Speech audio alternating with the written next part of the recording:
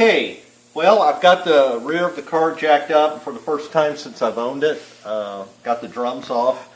I used an impact wrench for the first time in my life, and that was too easy. I mean, I couldn't believe I got these lug nuts off so quickly and so easily. So I've got to buy an impact wrench within the next month or so. The shoes look very good. Plenty of material on the primary and secondary shoe. Little bit of rust and dust, which I'll blow off, but the wheel cylinder is dry. If you see there, the rubber caps, they're bone dry on each end. I did, however, either this is an old leak, because it's got dirt and gunk on it, or the hose to that proportioning block has been leaking. Once I get the drums back on it, I'll have somebody pump the brakes and see what that looks like. Over to the other side, watch the jack handle there. This side looks great too. And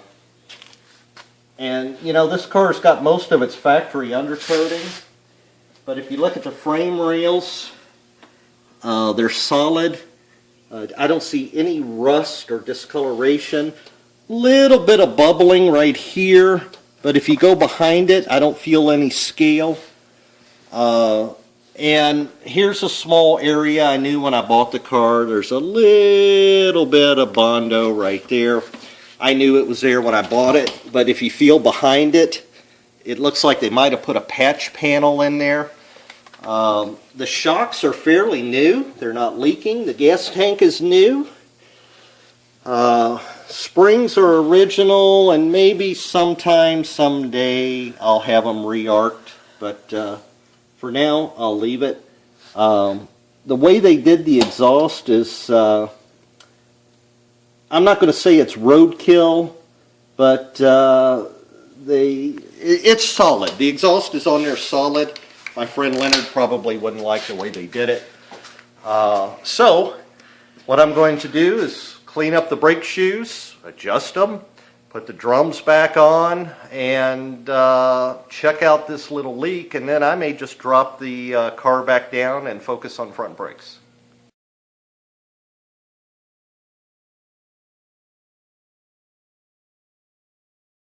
That I've made and answer some questions.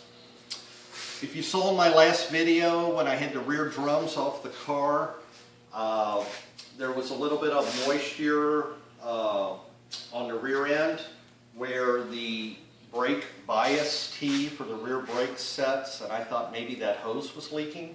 Come to find out that that bias tee, the center of that bias tee is the vent for the rear differential. And it might have been overfilled, it might have foamed at high speed, but talking to my friend Jim at the car show today, he says it's not common for that to be moist in that area. Don't worry about it. So I'm not going to. Next time the car's on jack stands though, I did forget to check the differential fluid level. I'll do that next time. You saw in the last video I had the drums off the back. They look really good. The material looks good. I have a little bit of axle play in this axle shaft. No big deal for today, something I'll have to address in the future.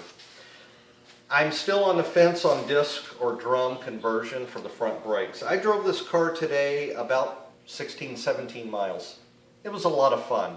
This car runs great. It'll chirp the tires when it shifts to second.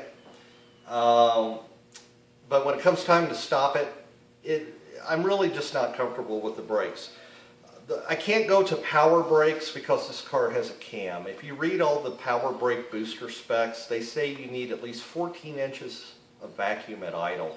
Since this car has a cam in it, the best I can get at it is 11 or 12 inches, and I don't want to put a reserve canister on it. So we're going to stay with manual brakes, which means the heavy-duty drums may not be a bad thing.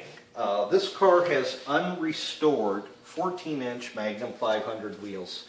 And they're not beautiful, they're not show quality, but they're 50-year-old wheels that have never been restored. I really want to keep the original wheels, which means if I'm going to keep 14-inch wheels, I don't have a lot of disc conversion choices.